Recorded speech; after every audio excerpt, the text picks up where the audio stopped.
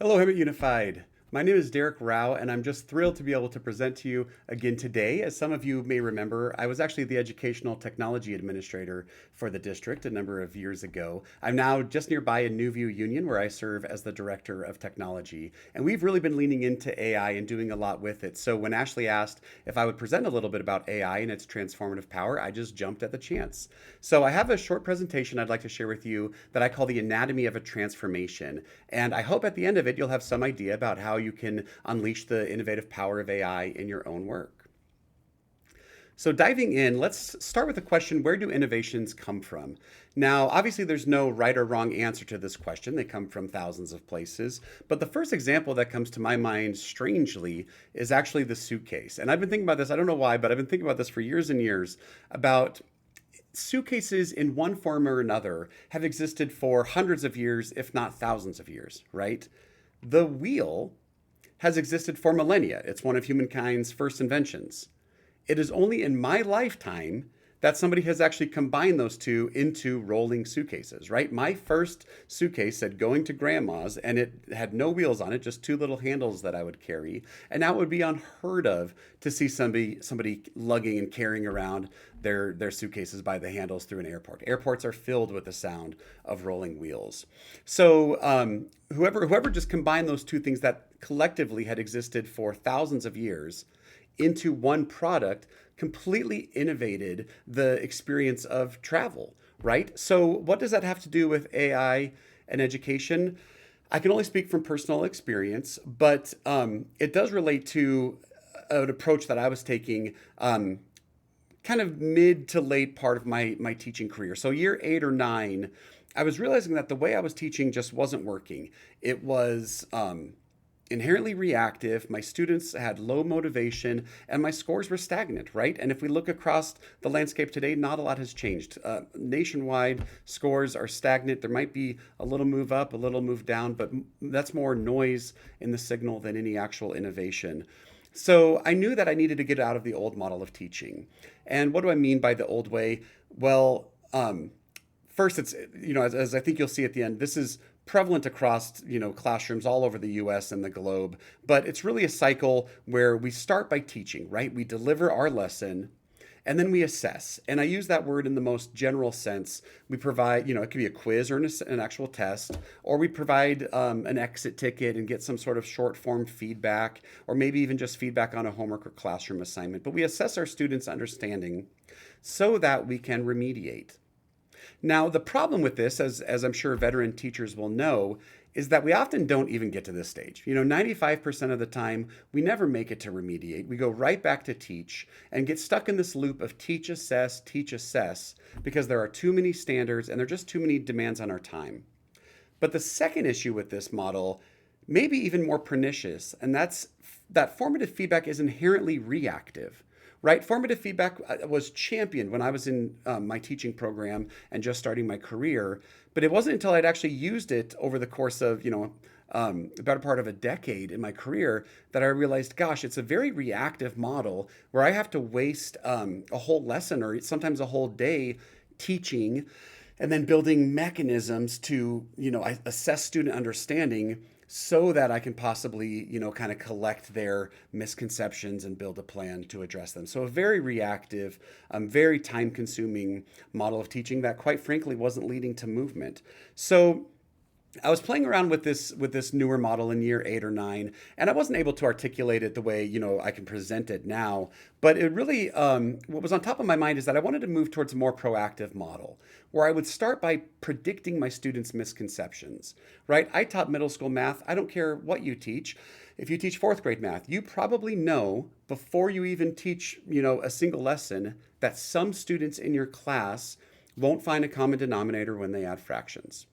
If you teach language arts at the secondary level, you probably know before you teach that some of your students are going to have a hard time identifying the theme of a literary work. If you teach foreign language, you probably know that some students are going to have a problem conjugating IR verbs or whatever it is, right? We know sort of the archetypes of misconceptions that our students have. What we don't know is which of our students are going to fit that archetype. So I began my lesson planning by actually predicting the misconceptions that my students would have the next day. Then I would map each of those misconceptions to an intervention. What would I do, for students who don't find a common denominator? What's my plan? Sometimes this was a video, an excellent resource that I found online. Oh, this person explains it beautifully. I'm going to send students to that video who struggle with this. Sometimes it was something that I created, a resource or a video or something I posted on a Google Classroom or Google site. And other times it was more of an instructional strategy, right? I want to do station rotations and have students rotate into small groups where I can address this more intimately, one-on-one or in a small group setting. But the purpose is that both of these stages happened before I ever taught the lesson. I was going to predict what my students struggled with or what some students would struggle with. I didn't know who struggled with what yet, but I know that some students are going to do X, and then here's what I'm going to do. Here's my response for those students. Then I deliver my lesson. And I'm calling this more of a match phase because the whole purpose of this lesson now is to match the students and their misconceptions to the interventions that I pre-identified, right? So I want to spend as much time of the day as quickly as possible, mapping students into those interventions so that they can have fully individualized instruction, precisely detailing their misconceptions and addressing the areas that they struggle with. So this model, I wasn't coming home exhausted anymore. My students' scores were going up. It just felt like it fit. The problem with it is that it was incredibly time consuming. You can imagine this is a very laborious process. I would have to spend a lot of time ideating, right, or poring over data. What misconceptions might students have? Then, curating tons of resources and trying to figure out a plan on what intervention would be appropriate for each misconception. And then delivering the lesson. That was usually fine. I was comfortable in the classroom. But it was a very, very time consuming process and remained so until about 18 months ago. So when ChatGPT came along and I leaned more and more into it and the models got better and better, I went back to this model. And I'm not in the classroom anymore, but I thought a lot about, gosh, if I was back in the classroom, I bet this could help me. So I ended up actually playing with it because I had my luggage, right? This model of teaching, this sort of prediction, identify, match, those phases were my suitcase. And ChatGPT was a wheel, right? So what could I do to kind of combine those and innovate? And I built a little website. So this was something that I built over the course of a few days this summer. And I'm going to, I'd love to just take a couple minutes to show you now. So let me hop over to the website view.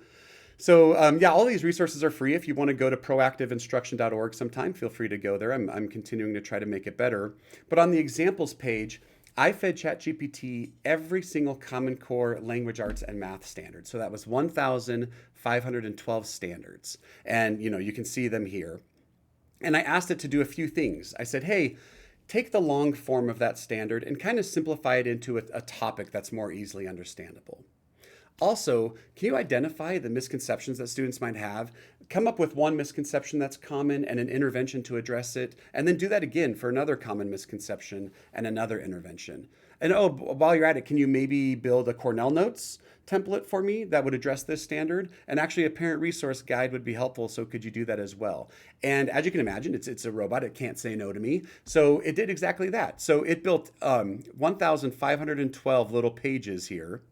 And I also asked it to build tags for each web page so that it could be searchable, right? So I could come here and search topic. Oops, spelled that incorrectly, but it still captured it. So these are all of the web pages that all the standards, the Common Core standards that have topics somewhere as part of it. So I'm just going to select this 7th grade one, developing topics with details. And you can see, so this image was generated by a script that ChatGPT wrote for me. And I have my Cornell Notes guide here. And it came up with all of these cues and notes for me, as well as a summary.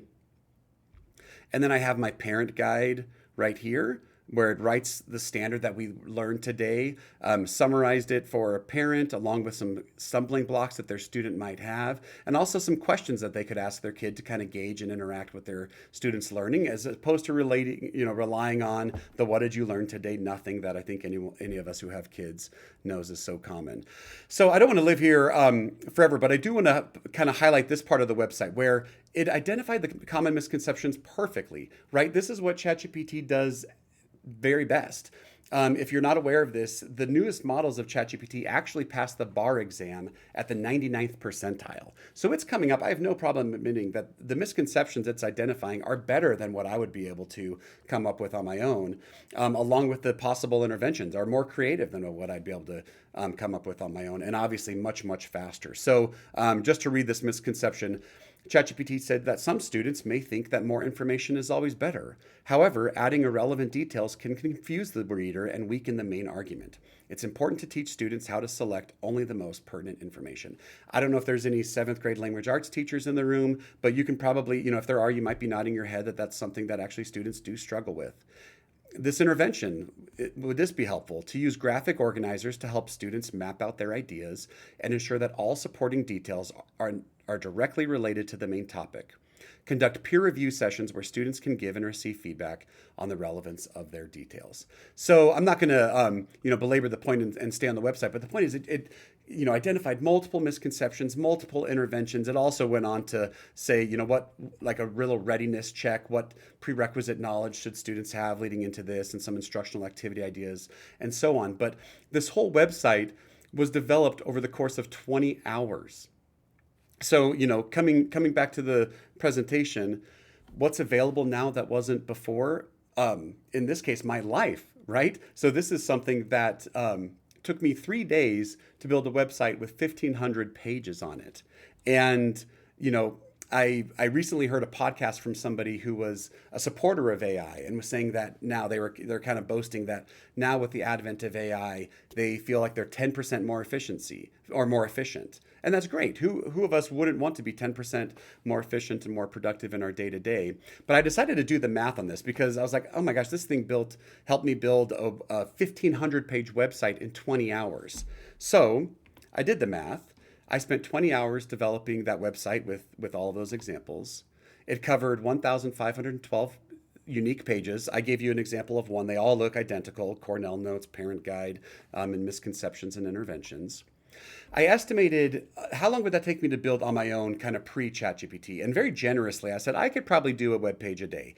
I don't actually know if that's true. I think I'd have to be locked in that day. But I thought, okay, if I was kind of, didn't have a lot else planned, I could probably come up with a couple misconception ideas and ways to address that. Maybe develop a note guide and parent guide. So maybe I could finish one of these a day, the old way, 18 months ago. Well, to do that, it would have taken me 12,096 hours to build this entire site the old-fashioned way, right? So is that 10% more efficient? No. I went from something that would have taken me 5.8 years of my working life, of work weeks, down to just 20 hours. So, for the math heads in the room, that's over a 600% efficiency, right? And I don't want to hear, I don't want to be mistaken for saying that this is efficiency for its own sake, right? If all we do here is become more efficient creatures using ChatGPT so that we can cram more productive units into our already packed days, we will have lost. We'll have lost as innovators and, quite frankly, as a species. The point here isn't to make us more productive humans. The point is to use the crazy transformative power of these, of seeing ChatGPT as a collaborator that can help me innovate and help me kind of, get my breathing room back into my day, right? So that I can spend more time, less time lesson planning and more time working with students at an individual level. Or, less time lesson planning at 11 o'clock at night and more time, as a husband and father in my case. So it's about becoming the best of us, not just, churning out more and more productive units and more lesson plans. So I do want to make that point very clear. And I'll leave you with this. I kind of gave you an example of a suitcase in my life and ChatGPT as a wheel, but what's your suitcase and how can AI be a wheel to, really just transform and innovate all of the great things that are already going on in your classrooms. So I appreciate the time. Ash, thanks a lot for the opportunity to talk with everyone and wish you all the best in this coming year and in your journey with AI. So thank you.